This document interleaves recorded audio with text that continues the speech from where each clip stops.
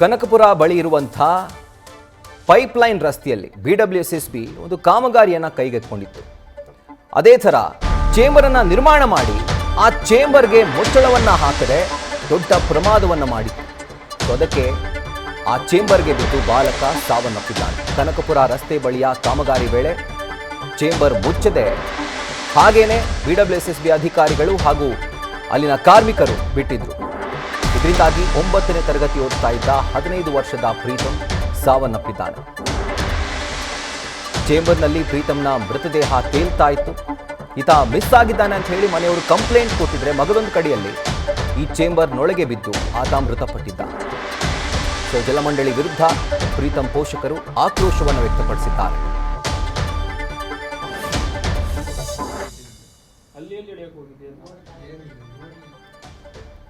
ನೋಡಿ, ವಿಜುವಲ್ಸ್ ಅನ್ನ ಗಮನಿಸ್ತಾ ಇದ್ದೀರಿ. CCTVಯ ದೃಶ್ಯಾವಳಿಗಳು. ಕನಕಪುರ ಬಳಿ ಇರುವಂಥ ಆತನ ದೊಡ್ಡಮ್ಮನ ಮನೆಯಲ್ಲಿ ಆತ ಇರ್ತಾ ಇದ್ದ. ತಂದೆ ತಾಯಿ ಕೆಲಸಕ್ಕೆ ಹೋಗಿರುವಂತಹ ಸಂದರ್ಭದಲ್ಲಿ ದೊಡ್ಡಮ್ಮನ ಮನೆಯಲ್ಲೇ ಉಳ್ಕೊಂಡು ಅಲ್ಲೇ ಶಾಲೆಯಿಂದ ಬಂದ ನಂತರ ಆಟ ಆಡ್ತಾ ಇದ್ದ, ಜೊತೆಗೆ ಅಲ್ಲೇ ಟೈಮ್ ಸ್ಪೆಂಡ್ ಮಾಡ್ತಾ ಇದ್ದ. ಸೊ ಆ ಒಂದು ವಿಜುವಲ್ಸನ್ನು ಗಮನಿಸಿದ್ರಿ. ಅದು ಜನವರಿ 28ನೇ ತಾರೀಕು ಪ್ರೀತಮ್ ಮನೆ ಬಿಟ್ಟಂಥ ಒಂದು ವಿಜುವಲ್ಸ್.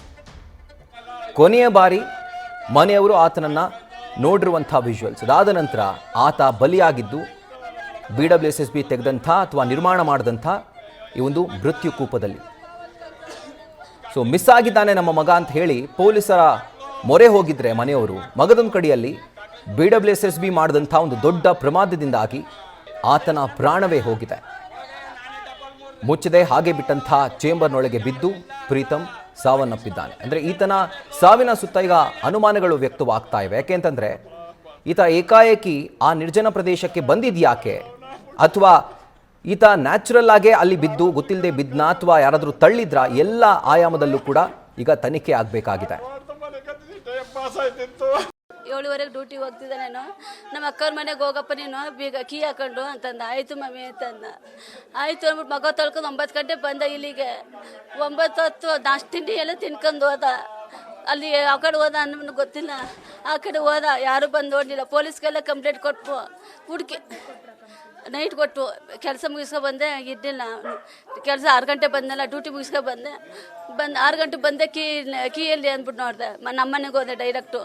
ಇಲ್ಲಿ ಬಂದೆ, ನಮ್ಮ ಅಕ್ಕವ್ರ ಮನೆಗೆ ಬಂದಿಲ್ಲ, ಡೈರೆಕ್ಟ್ ನಮ್ಮ ಮನೆಗೆ ಹೋದೆ. ಇದು ನಮ್ಮ ಅಕ್ಕವ್ರ ಮನೆ. ಇದು ಡೈರೆಕ್ಟ್ ನಮ್ಮ ಮನೆಗೆ ಹೋದೆ. ಪ್ರೀತಿ ನನ್ನ ಮಗ ಇರ್ತಾನೆ ಅಂದ್ಬಿಟ್ಟು ಅಲ್ಲೂ ಇದ್ದಿಲ್ಲ. ಪುನಃ ಇಲ್ಲಿ ಇರ್ತಾನೆ ಅಂದ್ಬಿಟ್ಟು ನನ್ನ ಮಗಳು ಫೋನ್ ಮಾಡಿದೆ, ದೊಡ್ಡ ಬಾಳಿಗೆ. ಅವ್ಳು ಫೋನ್ ಮಾಡಿದೆ, ಮಮ್ಮಿ ಇಲ್ಲ ಕೀ ಐತೆ, ಪ್ರೀತಿ ಇಲ್ಲ ಅಂತಂದ. ಪುನಃ ನಾನು ಎಲ್ಲ ಕಡೆ ಹುಡುಕ್ತಾ ಇದ್ದೀನಿ. ಪ್ರೀತಿ ಎಲ್ಲಿದ್ದಾನ್ರಿ, ಅಲ್ಲೇ ಎಲ್ಲೆಲ್ಲಿ ಹೋಗಿದ್ದಾನೆ, ಟ್ಯೂಷನ್ ಕಡೆ ಎಲ್ಲ ಹೋಗಿದ್ದೀನಿ, ಎಲ್ಲೂ ಸಿಗಲಿಲ್ಲ. ಸ್ಕೂಲ್ ಹತ್ರಕ್ಕೆಲ್ಲ ಹೋಗಿದ್ದೆ. ಆಮೇಲೆ ಬಂದೆ ಮನೆಗೆ, ವಾಪಸ್ಸು ಮನೆಗೆ ಬಂದೆ. ಎಲ್ಲೂ ಸಿಗಲಿಲ್ಲ ಅಂದ್ಬಿಟ್ಟು ಬಂದ್ಬಿಟ್ಟು ನೋಡಿ ನಮ್ಮ ಅಕ್ಕವ್ರಿಗೆಲ್ಲ ಹೇಳ್ದೆ, ಪ್ರೀತಿ ಇಲ್ಲ, ನನ್ನ ಮಗ ಇಲ್ಲ, ಎಲ್ಲೋ ಬೀಗ ಇಟ್ಬಿಟ್ಟು ಹೋಗಿದ್ದಾನೆ, ಅವನಿಲ್ಲ ಅಂತ ಹೇಳಿದ್ನು. ಇದು ನಮ್ಮ ಅಕ್ಕನ ಮನೆ. ಇಲ್ಲೇ ಇರ್ತಿದ್ದೆ, ಬರ್ತಿದ್ದ ಹೋಗ್ತಿದ್ದೆ, ತಿಂಡಿ ಎಲ್ಲ ಮಾಡ್ಕೊಂಡು ಇಲ್ಲೇ ಇರ್ತಿದ್ದೆ ಜಾಸ್ತಿ. ಹಾಂ, ಇಲ್ಲೇ ಇರ್ತಿದ್ದ. ಗೊತ್ತಿಲ್ಲ, ಸುಮ್ಮನೆ ಬೇಜಾರಾಯ್ತಲ್ಲ, ತಿರ್ಗಾಡ್ಕೊಂಡು ಹೋಯ್ತು, ಹಂಗಾಗೈತೆ. ಇಬ್ಬರಿದ್ದಾರೆ, ಒಬ್ಬ ಮಗ ಒಬ್ಬ ಮಗಳು. ದೊಡ್ಡವಳ ಮಗಳು, ಚಿಕ್ಕವನ ಪ್ರೀತಿ 14 ವರ್ಷದ ಮಗ. ಪೊಲೀಸ್ ಕಂಪ್ಲೇಂಟ್ ಕೊಟ್ಟು ಅಪ್ರೂ ಬಂದು ನೋಡಲಿಲ್ಲ. ಕ್ರೈಮ್ನವ್ರು ಆಮೇಲೆ ಇವರು ನಮ್ಗೆ ಗೊತ್ತಾಗಿರೋರು ಹೇಳಿದ್ರು, ಫೋನ್ ಮಾಡಿ ಹೇಳಿದ್ವು, ಕ್ರೈಮ್ನವ್ರನ್ನ ಕಳಿಸ್ತೀನಿ ಬಿಡಪ್ಪ ನೀನು ಅಂತಂದ್ಬಿಟ್ಟು ಕಳಿಸಿದ್ರು ಅವರು. ಅವ್ರು ಬಂದು ಚೆಕ್ ಮಾಡೋದಕ್ಕೆ ಈಗ ಸಿಕ್ತು ನಮಗೆ. ಯಾರು ಪೊಲೀಸರು ಒಬ್ಬರು ಬಂದು ನೋಡಿನಿಲ್ಲ. ಆಮೇಲೆ ಕ್ರೈಮ್ನವ್ರು ಬಂದು ಹುಡುಕಿ ಎಲ್ಲ ಕ್ಯಾಮ್ರಾ ಎಲ್ಲ ಹುಡುಕಿ, ನಾವೆಲ್ಲ ಕ್ಯಾಮ್ರಾ ಎಲ್ಲ ಹುಡುಕಿದ್ವು. ಇವರೆಲ್ಲ ರಿಲೇಷನ್ ಎಲ್ಲ ನಮ್ಮ ಮಾವದಿರೆಲ್ಲ ಹುಡುಕಿದ್ರು, ಇಲ್ಲ ಅವನೇ, ಈ ಕಡೆ ಅವನೇ, ಎಲ್ಲ ಅವನೇ ಅಂತ. ಎಲ್ಲೂ ಹೋಗ್ತಾನೆ ಅಂತ ಕನಕಪುರ ಗಂಟೆ ಹೋಗಿದ್ವು. ಕನಕಪುರ ದಯಾನಂದ ಸಾಗರ ಅಲ್ಲಿ ಆಶ್ರಮ, ಅಲ್ಲಿ ಗಂಟು ನೋಡಿದ್ರು. ಎಲ್ಲೂ ಅಲ್ಲ, ಆ ಕಡೆ ಅವನೇ, ಆ ಕಡೆ ಅವನೇ ಅಂತ ಎಲ್ಲ ದೇವ್ರ ಹತ್ರ ಎಲ್ಲ ಕೇಳಿದ್ವು. ಅಲ್ಲ ಅವನು ಇದ್ದಾನೆ ಅಂತಂದ್ರು. ಸರಿ ನಾವು ಹುಡುಕಿದ್ವು, ಎಲ್ಲ ಕಡೆನೂ ಹುಡುಕಿದ್ವು, ಎಲ್ಲೂ ಸಿಗಲಿಲ್ಲ. ಆಮೇಲೆ ಚೇಂಬರಲ್ಲಿ ಇದ್ದಾನೆ, ಮುಚ್ಚಿನಿಲ್ಲ, ಓಪನ್ ಆಗಿತ್ತು, ಬಿದ್ದವನೆ. ಈ ಥರ ಆಯಿತು. ಯಾರು ಜವಾಬ್ದಾರಿ ತಗೊಳ್ಳೋದಿಲ್ಲ. ಪೊಲೀಸ್ನವ್ರು ಯಾರು ಯಾತಕ್ಕೂ ಹೋಗಲ್ಲ ಬಿಡಿ. ಯಾರು ಓಟ್ನವ್ರು ಬರ್ತಾರೆ, ಓಟ್ ಕೇಳಕ್ಕೆ ಬರ್ತಾರೆ, ಗೆಲ್ಸಿ ಅಂತಾರೆ, ಅಕ್ಕ ಅಮ್ಮ ಅನ್ಕೋಯ್ತಾರೆ. 14 ವರ್ಷ ಮಗನ ಹೆಂಗೆ ಕಳ್ಕೊಂಡು ಹೆಂಗಿರೋಕ್ಕಾಗುತ್ತೆ? 5 ಗಂಟೆ ನಮ್ಗೆ ಹಾಕ್ಬೇಕು, ಅವ್ನ ಮಣ್ಣು ನಾವೇ ಹಾಕ್ಬೇಕಲ್ಲ ನೋಡಿ. ನಮ್ಮ ಸತ್ರ ನಾವು ಹಾಕ್ಬೇಕು. ಈಗ ಅವ್ನು ನಾವೇ ಮಣ್ಣು ಹಾಕ್ಬೇಕಲ್ಲ, ನಮ್ಮ ಕೈಲಿ ಆಗುತ್ತಾ? ಇವತ್ತು ಹಿಂದಿನ ದಿನ ಸರಿ ಕೊಟ್ಟಿದ್ರೆ ಬಂದು ಇದು ಮಾಡೋರು ಸಿಗ್ತಿದ್ದ. ಅವ್ರು ಯಾರೂ ಇಲ್ಲ. ಕನಕಪುರಕ್ಕೆ ಹೋಗೋರು ಎಲ್ಲ ಹೋಗೋರಮ್ಮ, ನೀವೇ ಟ್ರೈ ಮಾಡಿ ಅಂತಾರೆ ಪೊಲೀಸ್ದವರು. ಎಲ್ಲ ಹುಡ್ಕೋದು ಆಗೋದ್ರು, ಎಲ್ಲ ಕಡೆ ಹುಡ್ಕೋದು. ನಮ್ಮ ರಿಲೇಷನ್ ಗೊತ್ತಿರೋ ಕಡೆ ಎಲ್ಲ ಹುಡ್ಕೋದು. ಕನಕಪುರ ಗಂಟ ಮದ್ದೂರು, ಮಳವಳ್ಳಿ ಆ ಕಡೆ ಎಲ್ಲ ಹುಡ್ಕೋದು. ಎಲ್ಲೂ ಸಿಗಲಿಲ್ಲ. ಆಮೇಲೆ ಇದು ಬಿದ್ದವನೆ ನೀರು ಟ್ಯಾಂಕ್ ಹತ್ರ. ನೋಡಿ, ಯಾರೋ ಬಂದು ನೋಡಲಿಲ್ಲ ನನ್ನ ಮಗನ್ನ. ಈಗ ತಗೊಬಂದು ಕೊಟ್ಟಾರ ಅವರೆಲ್ಲ. ಯಾರು ತಗೊಬಂದು ಕೊಡ್ತಾರೆ ನೋಡಿ? ಒಬ್ಬರು ಬಂದು ತಲೆ ಹಾಕಲಿಲ್ಲ. ನಂಬರು ಅವರ ರಾಜಕೀಯ ಅಧ್ಯಕ್ಷರು ಯಾರು ಬಂದು ನೋಡಲಿಲ್ಲ. ಅಧ್ಯಕ್ಷರು ಬಂದಿದ್ರೆ ನಂಬರ್ಗಳು ಇಲ್ಲ. ಯಾರು ಓಟ್ ಹಾಕಕ್ಕೆ ಬರ್ತಾರೆ ನಮ್ಗೆ ಹಾಕಿ ಅಂತಾರೆ. ಇವಾಗ ಯಾರು ನನ್ನ ಮಗನ ಕೊಡ್ತಾರ ಅವರು?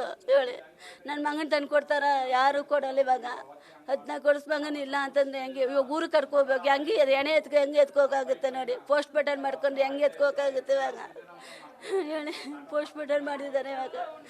ಎಲ್ಲ ಸ್ನಾನ ಮಾಡೋಗಿಲ್ಲ, ಮುಟ್ಟಾಗಿಲ್ಲ, ಮುದ್ದು ಮಾಡೋಗಿಲ್ಲ. ಹೆಂಗೆ ಹೋಗೋಕ್ಕಾಗುತ್ತೆ? ಎತ್ಕರ್ಲು ಸಂಕಟ ನೋವು ಗೊತ್ತಾಗಲ್ವ ಅವ್ರಿಗೆ? ಬಂದು ನೋಡಿ ನನ್ನ ಮಗ ಬದುಕವನು. ಪೊಲೀಸ್ನವರು ಒಬ್ಬರು ಬಂದು ತಲೆ ಹಾಕಲಿಲ್ಲ.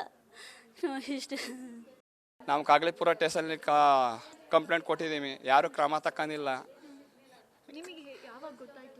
ಅದೇ ಮಿಸ್ ಆಗಿದ್ದಾನೆ ಅಂತ ನಮ್ಗೆ ಸಾಯಂಕಾಲ ಗೊತ್ತಾಯ್ತು.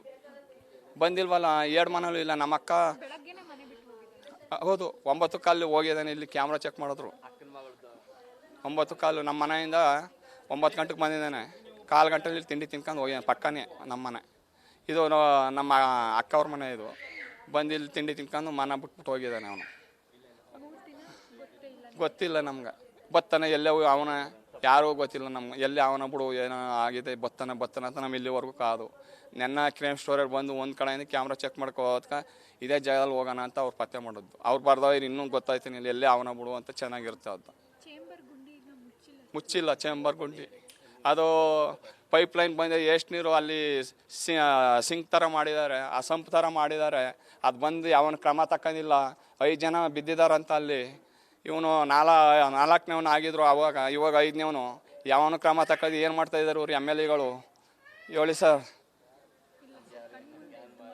ಕಣ್ಮುದೆ ಯಾರೋ ಮಾಡೋ ನಿರ್ಲಕ್ಷ್ಯಕ್ಕೆ ನನ್ನ ಮಗನ ಕಳ್ಕೊಂಡು ನಾವು ಊರಿಗೆ ಹೋಗ್ಬೇಕಲ್ಲ. ಏನು ಮಾಡಮಪ್ಪ? ಕೊಳ್ತವ್ರೆ ಹಣ ತಗೋಬೇಕಲ್ಲ. ಭಗವಂತ ಏನು ಮಾಡೇವು ನಾವು? ಮೃತಪಟ್ಟಂಥ ಪ್ರೀತಮ್ನ ತಂದೆ ಮಾತನಾಡ್ತಾ ಇರೋದನ್ನು ಕೇಳಿಸ್ಕೊಂಡ್ರಿ. ಅಂದರೆ ಇದು ಮೊದಲೇನಲ್ಲ, 5 ಅವಘಡಗಳು ಒಟ್ಟಾರೆಯಾಗಿ ಸಂಭವಿಸಿದ್ದಾವೆ. ಆದರೆ ಇಲ್ಲಿವರೆಗೂ ಕೂಡ ಯಾವುದೇ ಥರದ ಕ್ರಮ ಆಗಿಲ್ಲ ಅನ್ನುವಂಥದ್ದು ಅವರ ಆಕ್ರೋಶಕ್ಕೆ ಕಾರಣವಾಗಿರುವಂಥದ್ದು. ಮಗದೊಂದು ಕಡೆಯಲ್ಲಿ ಈ ರೀತಿಯಾಗಿ ತಾನೇ ನಿರ್ಮಾಣ ಮಾಡಿದಂಥ ಚೇಂಬರನ್ನು ತಾನು ಮುಚ್ಚಿದೆ. ನಂತರ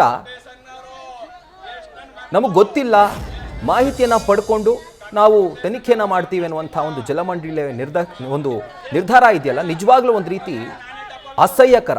ಇದರ ಕುರಿತಾಗಿ ಡೀಟೇಲ್ಸನ್ನು ಕೊಡ್ತಾರೆ ನಮ್ಮ ಪ್ರತಿನಿಧಿ ಚಂದನಾ ಶೆಟ್ಟಿ. ಈಗ ಲೈವ್ನಲ್ಲಿ ಜಾಯಿನ್ ಆಗ್ತಾ ಇದ್ದಾರೆ. ಚಂದನಾ, ಜಲಮಂಡಳಿಗೆ ತಾನೇ ತೋಡ್ದಂಥ ಅಥವಾ ತಾನೇ ನಿರ್ಮಾಣ ಮಾಡಿದಂಥ ಚೇಂಬರ್ಗಳ ಲೆಕ್ಕ ಇಲ್ಲ ಅಂತಂದ್ರೆ ಲೆಕ್ಕ ಇಡಬೇಕಾಗಿದ್ದು ಯಾರು?